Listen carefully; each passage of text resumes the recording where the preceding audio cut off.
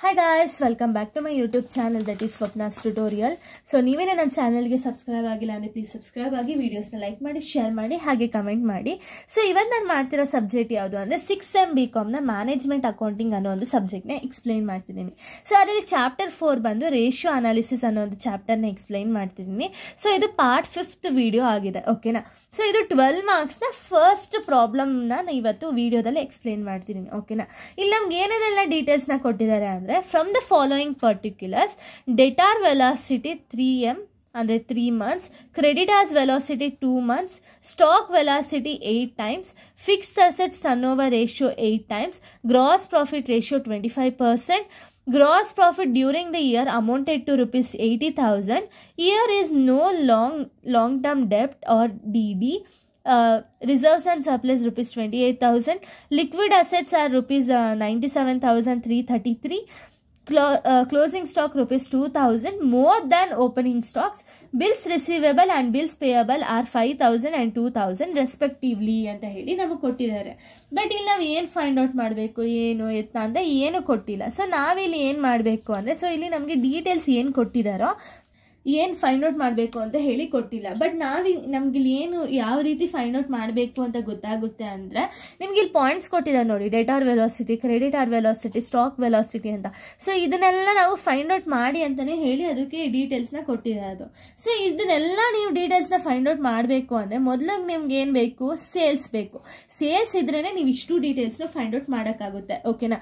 First ನಾವೇನು ಮಾಡೋಣ ಅಂದರೆ ಸೇಲ್ಸ್ನ ಫೈಂಡ್ ಔಟ್ ಮಾಡೋಣ.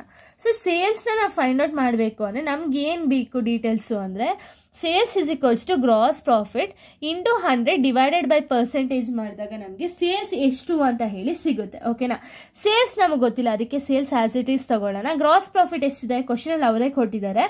Gross profit during the year rupees 80,000 ಅಂತ ಹೇಳಿ ಕೊಟ್ಟಿದ್ದಾರೆ. 80,000 ಇಂಟು 100 ಡಿವೈಡೆಡ್ ಬೈ ಪರ್ಸೆಂಟ್ ಎಷ್ಟಿದೆ, ಇಲ್ಲೇ ಅವರೇ ಕೊಟ್ಟಿದ್ದಾರೆ. ಎಷ್ಟು ಗ್ರಾಸ್ ಪ್ರಾಫಿಟ್ ರೇಷಿಯೋ ಎಷ್ಟಿದೆ, 25%. ಡಿವೈಡೆಡ್ ಬೈ 25 ಮಾಡಿದಾಗ ನಿಮಗೆ sales is equals to 3,20,000 rupees sales ಅಂತ ಹೇಳಿ ನಮಗೆ ಗೊತ್ತಾಗುತ್ತೆ. ಈಗ ನೀವು ಸೇಲ್ಸ್ನ ಫೈಂಡ್ ಔಟ್ ಮಾಡಿದ್ರಿ ಅಂದರೆ cost of goods sold easy ಅಲ್ವಾ, ಬಿಕಾಸ್ ನಿಮ್ಮ ಹತ್ರ ಸೇಲ್ಸ್ ಇದೆ, ಗ್ರಾಸ್ ಪ್ರಾಫಿಟು ಇದೆ. ಸೇಲ್ಸಿಂದ ಗ್ರಾಸ್ ಪ್ರಾಫಿಟ್ನ ಮೈನಸ್ ಮಾಡಿದ್ರೆ ನಿಮಗೆ ಸಿಗೋದೇನು, cost of goods sold. So 3,20,000 minus 80,000 ನೀವು ಮಾಡಿದ್ರಿ ಅಂದರೆ ಕಾಸ್ಟ್ ಆಫ್ ಗೂಡ್ಸ್ ಸೋಲ್ಡ್ ಬಂದು 2,40,000 rupees ಅಂತ ಹೇಳಿ ಗೊತ್ತಾಗುತ್ತೆ.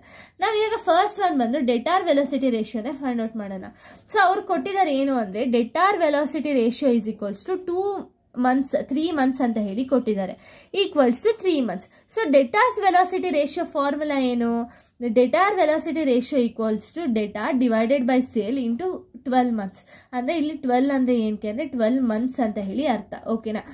ಸೊ ನೋಡಿ ಇಲ್ಲಿ ಡೆಟಾರ್ ಟರ್ನ್ ಓವರ್ ರೇಷಿಯೋ ಅಥವಾ ಡೆಟಾರ್ ವೆಲಾಸಿಟಿ ರೇಷಿಯೋ ಎಷ್ಟು, 3 months ಈಕ್ವಲ್ ಟು ಡೆಟಾರ್ ನಮಗೆ ಗೊತ್ತಿಲ್ಲ, ಆಸ್ ಇಟ್ ಈಸ್ ಡೆಟಾರ್ ಅಂತಾನೆ ಹಾಕೋಣ. ಸೇಲ್ಸ್ ಎಷ್ಟಿದೆ 3,20,000 ಇಂಟು 12 ಯಾಕೆ ಅಂದರೆ ಮಂತ್ಸ್ ಅಂತ ಹೇಳಿದೆ. ಇವಾಗ ಕ್ರಾಸ್ ಮಲ್ಟಿಪ್ಲಿಕೇಶನ್ ಮಾಡ್ಕೊಳ್ಳಿ. 3 ಇಂಟು 3,20,000 ಮಾಡಿದಾಗ ನಿಮಗೆ 9,60,000 ಈಕ್ವಲ್ಸ್ ಟು ಡೆಟಾರ್ಸ್ ಇಂಟು 12 ಅಂತ ಹೇಳಿ ಹಾಕೋಬೇಕಾಗುತ್ತೆ. ಇನ್ನು ಡೆಟಾಸ್ ಈಕ್ವಲ್ಸ್ ಟು 9,60,000, ಇಲ್ಲಿ ಇಂಟು ಇರೋದು ಆ ಸೈಡ್ ಬಂತು ಅಂದರೆ ಡಿವೈಡೆಡ್ ಬೈ ಆಗುತ್ತೆ. 9,60,000 ಡಿವೈಡೆಡ್ ಬೈ 12 ಮಾಡಿದ್ರೆ ನಮಗೆ ಡೆಟಾರ್ ಬಂದು 80,000 rupees ಡೆಟಾರ್ ಅನ್ನೋದು ಸಿಗುತ್ತೆ. ನಮಗೆ ಡೆಟಾರ್ ವೆಲಾಸಿಟಿ ರೇಷಿಯೋನ ಫೈಂಡ್ ಔಟ್ ಮಾಡಿದ್ಮೇಲೆ ನಮಗೆ ಸ್ಟಾಕ್ ವೆಲಾಸಿಟಿ ರೇಷಿಯೋ ಈಸಿ ಆಗುತ್ತಲ್ವಾ, ಅದಕ್ಕೆ ಸ್ಟಾಕ್ ವೆಲಾಸಿಟಿ ರೇಷಿಯೋನ ನಾವು ಫೈಂಡ್ ಔಟ್ ಮಾಡ್ಕೊಳ್ಳೋಣ. ಸೊ ಇಲ್ಲಿ stock velocity ratio is equals to 8 times ಅಂತ ಹೇಳಿದ್ದಾರೆ. ಸೊ ಸ್ಟಾಕ್ ವೆಲಾಸಿಟಿ ರೇಷಿಯೋಗೆ ನಿಮ್ಗೆ ಏನೇನು ಬೇಕು ಅಂದರೆ cost of goods sold divided by stock. So cost of goods sold divided by ಸ್ಟಾಕ್ನ ಮಾಡಬೇಕಾಗುತ್ತೆ.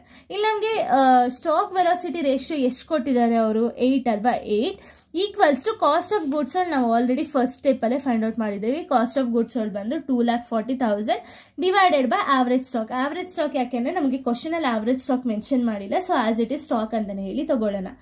ಸೊ ಸ್ಟಾಕ್ ಈ ಕಡೆ ಬರಬೇಕು, ಈ ಕಡೆ ಸ್ಟಾಕ್ ಬಂತು ಅಂದರೆ ಇಲ್ಲಿರೋ 8 ಏನಾಗುತ್ತೆ ಅಂದರೆ ಇಂಟು ಅಲ್ಲಿ ಇರೋ 8 ಬಂದು ಡಿವೈಡೆಡ್ ಬೈ 8 ಆಗುತ್ತೆ. Stock is equals to 2,40,000 divided by 8, stock equals to 30,000 rupees stock ಅಂತ ಹೇಳಿ ಸಿಗುತ್ತೆ ನಮಗೆ, ಓಕೆನಾ. ಇಲ್ಲಿ ನಮಗೆ 30,000 ಸ್ಟಾಕ್ ಅಂತ ಹೇಳಿ ಸಿಕ್ತು. ಬಟ್ ನಮ್ಗೆ ಇಲ್ಲಿ ಏನು ಅಂದರೆ ಓಪನಿಂಗ್ ಸ್ಟಾಕ್ ಎಷ್ಟು, ಕ್ಲೋಸಿಂಗ್ ಸ್ಟಾಕ್ ಎಷ್ಟು ಅಂತ ಹೇಳಿ ಕೊಟ್ಟಿಲ್ಲ. ಓಪನಿಂಗ್ ಸ್ಟಾಕು ಕ್ಲೋಸಿಂಗ್ ಸ್ಟಾಕ್ ನಮಗೆ ಕೊಟ್ಟಿಲ್ಲ ಅಂದಾಗ ನಾವೇನು ಮಾಡಬೇಕು ಅಂದರೆ ಇಲ್ಲಿ ಕೊಟ್ಟಿಲ್ಲ ಅಂತ ಹೇಳಂಗಿಲ್ಲ, ಬಟ್ ಕೊಟ್ಟಿಲ್ಲ ಅಂದರೆ ನಮ್ಗೆ ಇಲ್ಲಿ ಮೆನ್ಷನ್ ಮಾಡಿಲ್ಲ ಅಂತ ಹೇಳಿ ಅರ್ಥ. ಓಕೆನಾ. ಆವ್ರೇಜ್ ಸ್ಟಾಕ್ ನಮಗೆ 30,000 ರೂಪಾಯಿ ಅಂತ ಹೇಳಿ ಸಿಕ್ಕೈತೆ. ಬಟ್ ಇಲ್ಲಿ ನೋಡಿ, ಇಲ್ಲಿ ಕ್ವಶನ್ ನೀವು ಅಬ್ಸರ್ವ್ ಮಾಡೋದಾದ್ರೆ closing stock is 2,000 more than opening stock ಅಂತ ಹೇಳಿ ಕೊಟ್ಟಿದ್ದಾರೆ. ಅಂದರೆ ಏನಿದ್ರ ಅರ್ಥ ಅಂದರೆ ಕ್ಲೋಸಿಂಗ್ ಸ್ಟಾಕ್ ಅನ್ನೋದು 2,000 ಓಪನಿಂಗ್ ಸ್ಟಾಕ್ಗಿಂತ ಜಾಸ್ತಿ ಇದೆ ಅಂತ ಹೇಳಿ ಅರ್ಥ. ಬಟ್ ಇಲ್ಲಿ ನಮ್ಗೆ ಎಷ್ಟು ಕೊಟ್ಟಿದ್ದಾರೆ? 2,000 ಅಲ್ವಾ. ಸೊ ಓಪನಿಂಗ್ ಸ್ಟಾಕ್ ಕ್ಲೋಸಿಂಗ್ ಸ್ಟಾಕ್ನ ತಗೋಬೇಕು ಅಂದರೆ 2,000 ಡಿವೈಡೆಡ್ ಬೈ 2 ಮಾಡಿದಾಗ ನಮಗೆ 1,000 ರೂಪೀಸ್ ಸಿಗುತ್ತೆ. ಈ 1,000ನ ನೀವೇನು ಮಾಡಬೇಕು ಅಂದರೆ ಇದರಲ್ಲಿ ಎರಡರಲ್ಲಿ ಯಾವ್ದು ಜಾಸ್ತಿ ಇದೆ ಅಂತ ಅವ್ರು ಹೇಳ್ತಿರೋದು, ಕ್ಲೋಸಿಂಗ್ ಸ್ಟಾಕ್ ಜಾಸ್ತಿ ಇದೆ ಓಪನಿಂಗ್ ಸ್ಟಾಕ್ಗಿಂತ ಅಂತ ಅಲ್ವಾ. ಅದಕ್ಕೆ ನೀವೇನು ಮಾಡಬೇಕು ಅಂದರೆ ಈ 30,000ಕ್ಕೆ ಕ್ಲೋಸಿಂಗ್ ಸ್ಟಾಕ್ಗೆ 1,000 ಆ್ಯಡ್ ಮಾಡಬೇಕು. 1,000ನ ಯಾಕೆ ಆ್ಯಡ್ ಮಾಡಬೇಕು ಅಂದರೆ 2,000 ಡಿವೈಡೆಡ್ ಬೈ 2 ಮಾಡಿದಾಗೆ ನಮ್ಗೆ 1,000 ಬಂದಿರೋದು. ಸೊ ಇಲ್ಲಿ ನಿಮ್ಗೆ ಏನು ಸ್ಟಾಕ್ 30,000 ಬಂದಿದೆಯೋ ಆ ಸ್ಟಾಕ್ಗೆ ಕ್ಲೋಸಿಂಗ್ ಸ್ಟಾಕು ಮತ್ತು ಓಪನಿಂಗ್ ಸ್ಟಾಕ್ನ ಫೈಂಡ್ ಔಟ್ ಮಾಡಬೇಕಾಗುತ್ತೆ. ಸೊ ಕ್ಲೋಸಿಂಗ್ ಸ್ಟಾಕ್ಗೆ 1,000 ರೂಪಾಯಿ ಆ್ಯಡ್ ಮಾಡಿ, ಓಪನಿಂಗ್ ಸ್ಟಾಕಲ್ಲಿ 1,000 ರೂಪೀಸ್ ಲೆಸ್ ಮಾಡಿ. ಯಾಕೆ ಅಂದರೆ ಕ್ಲೋಸಿಂಗ್ ಸ್ಟಾಕ್ಗಿಂತ ಓಪನಿಂಗ್ ಸ್ಟಾಕ್ ಕಡಿಮೆ ಇದೆ ಅಂತ ಅಲ್ವಾ ಅರ್ಥ. ಸೊ ಅದಕ್ಕೆ 30,000 ಮೈನಸ್ 1,000 ಮಾಡಿದ್ರೆ ಓಪನಿಂಗ್ ಸ್ಟಾಕ್ ಬಂದು 29,000, ಕ್ಲೋಸಿಂಗ್ ಸ್ಟಾಕ್ ಎಷ್ಟು ಬರುತ್ತೆ ಅಂದರೆ 1,000ನ ಆ್ಯಡ್ ಮಾಡಬೇಕಾಗುತ್ತೆ. 29,000 ಪ್ಲಸ್ 31,000ನ ಮಾಡಬೇಕಾಗುತ್ತೆ. ಸೊ ಈಗ ಆವ್ರೇಜ್ ಸ್ಟಾಕ್ ಬಂದು ನಾವು ಆಲ್ರೆಡಿ ಫೈಂಡ್ ಔಟ್ ಮಾಡಿದ್ದೀವಿ. ಸೊ ಇಲ್ಲಿ ಆವ್ರೇಜ್ ಸ್ಟಾಕ್ ಬಂದು ನಾವು ಆಲ್ರೆಡಿ ಫೈಂಡ್ ಔಟ್ ಮಾಡಿದ್ದೀವಿ ಎಷ್ಟು ಅಂದರೆ 30,000. So average 30,000 equals to opening stock ಎಷ್ಟು, ಕ್ಲೋಸಿಂಗ್ ಸ್ಟಾಕ್ ಎಷ್ಟು ಅಂತ ನಾನು ಆಲ್ರೆಡಿ ಹೇಳಿದೆ. ಓಕೆನಾ. 29,000 ಪ್ಲಸ್ 31,000 ಡಿವೈಡೆಡ್ ಬೈ 2. ಯಾಕೆಂದ್ರೆ ಆವ್ರೇಜ್ ಸ್ಟಾಕ್ ಫಾರ್ಮುಲಾನ ಅದು ಅಲ್ವಾ. 30,000 ಡಿವೈಡೆಡ್ ಬೈ 2 ಮಾಡಿದಾಗ ನಿಮಗೆ 30,000 ರೂಪೀಸೇ ಬರುತ್ತೆ. 30,000 ಈಕ್ವಲ್ಸ್ ಟು 30,000. ಸೊ ಇವಾಗ ನಮಗೆ ಆವ್ರೇಜ್ ಸ್ಟಾಕು ನಾವು ಫೈಂಡ್ ಔಟ್ ಮಾಡಾಗಿದೆ. ಇನ್ನು ನಾವು ನೆಕ್ಸ್ಟ್ ಏನು ಫೈಂಡ್ ಔಟ್ ಮಾಡೋಣ ಅಂದರೆ creditor velocity ratio, fixed assets turnover ratio, ಇವೆರಡನ್ನೂ ಫೈಂಡ್ ಔಟ್ ಮಾಡಬೇಕು. ನೆಕ್ಸ್ಟ್ ನಾವು ಕ್ರೆಡಿಟಾರ್ ವೆಲಾಸಿಟಿ ರೇಷಿಯೋನ ಫೈಂಡ್ ಔಟ್ ಮಾಡೋಣ. ಸೊ ಕ್ರೆಡಿಟಾರ್ ವೆಲಾಸಿಟಿ ರೇಷಿಯೋನ ಯಾವ ರೀತಿ ಫೈಂಡ್ ಔಟ್ ಮಾಡೋದು ಅಂದರೆ, ಸೊ ಇಲ್ಲಿ ಕ್ರೆಡಿಟಾರ್ ವೆಲಾಸಿಟಿ ರೇಷಿಯೋನ ನೀವು ಫೈಂಡ್ ಔಟ್ ಮಾಡಬೇಕು ಅಂದರೆ ಫಾರ್ಮುಲಾ ಏನು ಅಂದರೆ creditor divided by purchase into 12 ಮಾಡಿದ್ರೆ ನಿಮಗೆ ಕ್ರೆಡಿಟಾರ್ ವೆಲಾಸಿಟಿ ರೇಷಿಯೋ ಎಷ್ಟು ಅಂತ ಹೇಳಿ ಸಿಗುತ್ತೆ. ನಮ್ಗೆ ಇವಾಗ ಕ್ರೆಡಿಟಾರ್ ವೆಲಾಸಿಟಿ ರೇಷಿಯೋ ಅವರೇ ಕೊಟ್ಟಿದ್ದಾರೆ 2 ಅಂತ. ಬಟ್ ಕ್ರೆಡಿಟಾರು ಗೊತ್ತಿಲ್ಲ ನಮಗೆ, ಪರ್ಚೇಸು ಎಷ್ಟು ಅಂತ ಹೇಳಿ ಗೊತ್ತಿಲ್ಲ. ಓಕೆನಾ. ಸೊ ನಾವು ಫಸ್ಟ್ ಪರ್ಚೇಸ್ನ ಫೈಂಡ್ ಔಟ್ ಮಾಡೋಣ. ಆಮೇಲೆ ಬೇಕಾದ್ರೆ ನಾವು ಈ ಫಾರ್ಮುಲಾದಲ್ಲಿ ನಾವು ಕ್ರೆಡಿಟಾರ್ ಎಷ್ಟು ಅಂತ ಹೇಳಿ ಫೈಂಡ್ ಔಟ್ ಮಾಡ್ಬೋದು. ಓಕೆನಾ. Purchase equals to cost of goods sold is equals to opening stock plus purchase minus closing stock ಮಾಡಿದ್ರೆ ನಮಗೆ purchase ಎಷ್ಟು ಅಂತ ಹೇಳಿ ಸಿಗುತ್ತೆ. ನಮ್ಗೆ already cost of goods sold ಗೊತ್ತಿದೆ. ಯಾಕೆಂದ್ರೆ ನಾವು ಆಲ್ರೆಡಿ ಫೈಂಡ್ ಔಟ್ ಮಾಡಿದೀವಿ. ಎಷ್ಟು ಅಂದ್ರೆ, ಸೊ ಇಲ್ಲಿ ಕಾಸ್ಟ್ ಆಫ್ ಗೂಡ್ಸ್ ಸೋಲ್ಡ್ ಬಂದು 2,40,000, ಓಪನಿಂಗ್ ಸ್ಟಾಕ್ ಎಷ್ಟಿದೆ 29,000, ಕ್ಲೋಸಿಂಗ್ ಸ್ಟಾಕ್ 31,000. ಇಷ್ಟು ಡೀಟೇಲ್ಸ್ ನಾವು ಆಲ್ರೆಡಿ ಫೈಂಡ್ ಔಟ್ ಮಾಡಿದೀವಲ್ವಾ. ಆ ಡೀಟೇಲ್ಸ್ ಬೇಸಿಸ್ ಮೇಲೆ ನಾವು ಕ್ರೆಡಿಟಾರ್ ವೆಲಾಸಿಟಿ ರೇಷಿಯೋನು ಸಹ ಫೈಂಡ್ ಔಟ್ ಮಾಡಬೇಕಾಗುತ್ತೆ. ನೋಡಿ ಇಲ್ಲಿ ಕಾಸ್ಟ್ ಆಫ್ ಗೂಡ್ಸ್ ಸೋಲ್ಡ್ ಎಷ್ಟಿದೆ 2,40,000 ಈಕ್ವಲ್ಸ್ ಟು ಓಪನಿಂಗ್ ಸ್ಟಾಕ್ ಬಂದು 29,000 ಪ್ಲಸ್ ಪರ್ಚೇಸ್, ಬಿಕಾಸ್ ನಮಗೆ ಪರ್ಚೇಸ್ ಎಷ್ಟು ಅಂತ ಗೊತ್ತಿಲ್ಲ. So plus purchase minus closing stock ಎಷ್ಟು ಅಂದ್ರೆ 31,000. ಓಕೆನಾ. ಈಗ 2,40,000 ಆಸ್ ಇಟ್ ಈಸ್ ಬರೆಯೋಣ.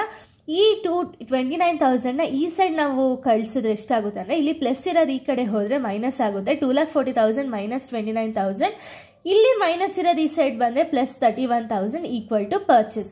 ಸೊ ಇಷ್ಟು ಆ್ಯಡ್ ಆ್ಯಂಡ್ ಮೈನಸ್ ಮಾಡಿದಾಗ ನಿಮಗೆ ಪರ್ಚೇಸ್ ಬಂದು 2,42,000 ಪರ್ಚೇಸ್ ಸಿಗುತ್ತೆ. ಓಕೆನಾ. ಇವಾಗ ನೀವು ಈ ಫಾರ್ಮುಲಾದಲ್ಲಿ ಸಬ್ಸ್ಟಿಟ್ಯೂಟ್ ಮಾಡಬೇಕಾಗುತ್ತೆ.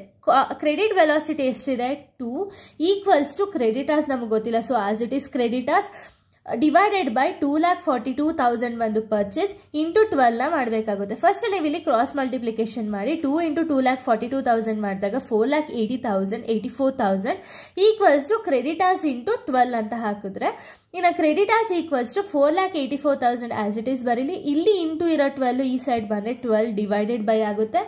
4,84,000 ಡಿವೈಡೆಡ್ ಬೈ 12 ಮಾಡಿದಾಗ ನಿಮಗೆ 40,333 ಸಿಗುತ್ತೆ. ಈಗ ನಮಗೆ ಕ್ರೆಡಿಟಾರ್ ವೆಲಾಸಿಟಿ ರೇಷಿಯೋನು ನಾವು ಫೈಂಡ್ ಔಟ್ ಮಾಡಾಯಿತು. ಫಸ್ಟ್ 3 ಫೈಂಡ್ ಔಟ್ ಮಾಡಾಯಿತು. ಇನ್ನು ನೆಕ್ಸ್ಟ್ ಇರೋದೇನು ನಮಗೆ fixed assets turnover ratio. So fixed assets turnover ರೇಷಿಯೋನ ಯಾವ ರೀತಿ ಫೈಂಡ್ ಔಟ್ ಮಾಡೋದು ಅಂದರೆ sales divided by fixed assets. ಸೇಲ್ಸ್ನ ನಾವು ಆಲ್ರೆಡಿ ಫೈಂಡ್ ಔಟ್ ಮಾಡಿದ್ದೀವಿ ಪ್ರೀವಿಯಸ್ ಅಲ್ಲೇ 3,20,000 ಅಂತ ಹೇಳಿ. Fixed assets turnover ratio ಎಷ್ಟಿದೆ 8 equals to 3,20,000 divided by fixed assets ಮಾಡಬೇಕಾಗುತ್ತೆ. So fixed assets equal to ಇಲ್ಲಿ 3,20,000 ಆಸ್ ಇಟ್ ಈಸ್ ಬರೀಲಿ. ಇಲ್ಲಿರೋ 8 ಇಂಟು ಅಲ್ಲಿರೋ 8 ಈ ಸೈಡ್ ಬಂದರೆ ಏನಾಗುತ್ತೆ ಅಂದರೆ ಡಿವೈಡೆಡ್ ಬೈ 8 ಆಗುತ್ತೆ. 3,20,000 ಡಿವೈಡೆಡ್ ಬೈ 8 ಮಾಡಿದಾಗ ಫಿಕ್ಸ್ಡ್ ಅಸೆಟ್ಸ್ ಬಂದು 40,000 ರೂಪೀಸ್ ಫಿಕ್ಸ್ಡ್ ಅಸೆಟ್ಸ್ ಅನ್ನೋದು ಸಿಗುತ್ತೆ ನಮಗೆ. ಸೊ ಇವಾಗ ಫಿಕ್ಸ್ಡ್ ಅಸೆಟ್ಸ್ನ ಫೈಂಡ್ ಔಟ್ ಮಾಡಿದೀವಲ್ಲ, ಅದೇ ರೀತಿ ನಾವು ಕರೆಂಟ್ ಅಸೆಟ್ಸ್ನ ನಾವು ಫೈಂಡ್ ಔಟ್ ಮಾಡಿಬಿಡೋಣ. ಓಕೆನಾ. ಸೊ ಕರೆಂಟ್ ಅಸೆಟ್ಸ್ನ ಯಾವ ರೀತಿ ಫೈಂಡ್ ಔಟ್ ಮಾಡೋದು ಅಂದರೆ ಲಿಕ್ವಿಡ್ ಅಸೆಟ್ಸ್ ಪ್ಲಸ್ ಸ್ಟಾಕ್ನ ಮಾಡಿದ್ರೆ ನಮಗೆ ಕರೆಂಟ್ ಅಸೆಟ್ಸ್ ಎಷ್ಟು ಅಂತ ಹೇಳಿ ಸಿಗುತ್ತೆ. ಸೊ ಲಿಕ್ವಿಡ್ ಅಸೆಟ್ಸ್ ಮತ್ತು ಸ್ಟಾಕು ಕೊಟ್ಟಿಲ್ವಲ್ಲ ಅಂದರೆ ನಾವು ಆಲ್ರೆಡಿ ಫೈಂಡ್ ಔಟ್ ಮಾಡಿದ್ದೀವಿ ಲಿಕ್ವಿಡ್ ಅಸೆಟ್ಸ್ ಎಷ್ಟು ಸ್ಟಾಕ್ ಎಷ್ಟು ಅಂತ. ಇಲ್ಲಿ ನೋಡೋದಾದ್ರೆ ನಿಮಗೆ ಲಿಕ್ವಿಡ್ ಅಸೆಟ್ಸ್ ಎಷ್ಟು ಸಿಕ್ಕಿದೆ ನಿಮಗೆ ಅಂದರೆ ಫಸ್ಟ್ ಸ್ಟಾಕ್ ಎಷ್ಟು ಸಿಕ್ಕಿದೆ ಅಂದರೆ 30,000 ಆ್ಯಂಡ್ ಲಿಕ್ವಿಡ್ ಅಸೆಟ್ಸ್ ಬಂದು ಅವರೇ ಕ್ವಶನಲ್ಲಿ ಕೊಟ್ಟಿದ್ದಾರೆ ಲಿಕ್ವಿಡ್ ಅಸೆಟ್ಸ್ ಎಷ್ಟು ಅಂದರೆ 97,333 ಅಂತ ಹೇಳಿ ಕೊಟ್ಟಿದ್ದಾರೆ. ಸೊ ಲಿಕ್ವಿಡ್ ಅಸೆಟ್ಸ್ ಎಷ್ಟಿದೆ 97,333 ಪ್ಲಸ್ 31,000 ಮಾಡಿದಾಗ ನಿಮಗೆ ಕರೆಂಟ್ ಅಸೆಟ್ಸ್ ಬಂದು 1,28,333 ರೂಪೀಸ್ ಬಂದು ಕರೆಂಟ್ ಅಸೆಟ್ಸ್ ಸಿಗುತ್ತೆ. ಇಷ್ಟು ನಮಗೆ ಫೈಂಡ್ ಔಟ್ ಮಾಡೋಕ್ಕೆ ಹೇಳಿರೋದು. ಸೊ ನಿಮ್ಮ 12 ಮಾರ್ಕ್ಸ್ ಅಲ್ಲೇ ನೀವು ರೇಷಿಯೋ ಅನಾಲಿಸಿಸ್ ಅಲ್ಲಿ 12 ಮಾರ್ಕ್ಸ್ ನೀವು ಪ್ರಾಬ್ಲಮ್ ಯಾವುದೇ ಸಾಲ್ವ್ ಮಾಡಿದ್ರು ಬ್ಯಾಲೆನ್ಸ್ ಶೀಟ್ ಅನ್ನೋದು ಕಂಪಲ್ಸರಿ. ಸೊ ಇವಾಗ ನಾವು ಬ್ಯಾಲೆನ್ಸ್ ಶೀಟ್ನ ಆಸ್ ಇಟ್ ಇಸ್ ಫ್ರೇಮ್ ಮಾಡ್ತಾ ಹೋಗೋಣ. ಓಕೆನಾ. ಸೊ ಇಲ್ಲಿ ಬ್ಯಾಲೆನ್ಸ್ ಶೀಟ್ ನೀವು ಮಾಡ್ತಿದ್ದೀರಾ ಅಂದರೆ ಫಸ್ಟ್ ನಿಮಗೆ ಲಯಬಿಲಿಟೀಸ್ ರುಪೀಸ್ ಅಸೆಟ್ಸ್ ರುಪೀಸ್ ಇದು ಫಾರ್ಮ್ಯಾಟ್. ಓಕೆನಾ.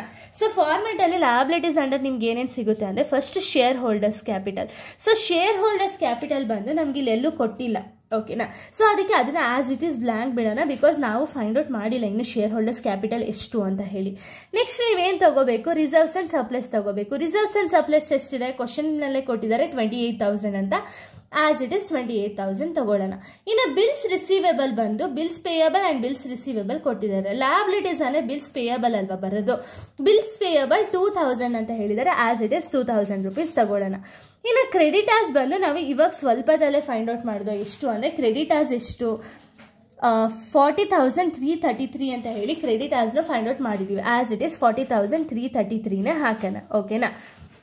ಸೊ ಇಲ್ಲಿ ಲಯಬಿಲಿಟಿ ಸೈಡ್ ಕಂಪ್ಲೀಟ್ ಆಗಿದೆ, ಬಟ್ ನಮಗೆ ಶೇರ್ ಹೋಲ್ಡರ್ಸ್ ಕ್ಯಾಪಿಟಲ್ ಎಷ್ಟು ಅಂತ ಇನ್ನೂ ಗೊತ್ತಿಲ್ಲ. ಓಕೆನಾ. ಇನ್ನು ನಾವು ಅಸೆಟ್ ಸೈಡ್ ನೋಡೋದಾದ್ರೆ ಫಸ್ಟ್ ಫಿಕ್ಸ್ಡ್ ಅಸೆಟ್ಸ್. ನಾವು ಫಿಕ್ಸ್ಡ್ ಅಸೆಟ್ಸ್ ಇವಾಗ ತಾನೇ ಫೈಂಡ್ ಔಟ್ ಮಾಡಿದೋ ಎಷ್ಟು ಅಂದರೆ 40,000.